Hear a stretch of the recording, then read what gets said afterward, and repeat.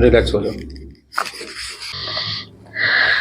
सांस लेके छोड़िए। बस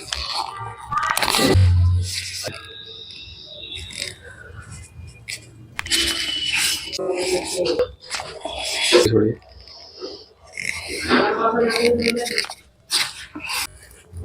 बस नीचे करिए।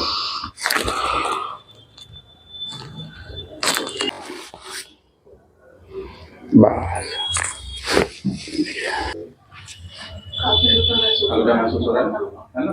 गर्दन घुमाने में, कमर देखिए, शोल्डर में हल्कापन लग रहा है।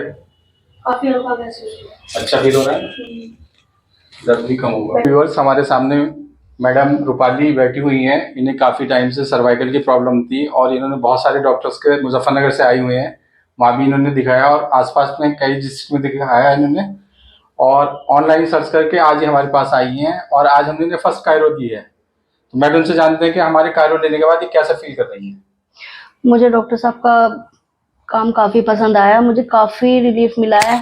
पेन तो मुझे ऐसा लग रहा है खत्म ही हो गया है, जबकि मैं आज फर्स्ट टाइम आई हूँ, लेकिन बहुत बहुत ज्यादा बेटर है, काफी आराम है।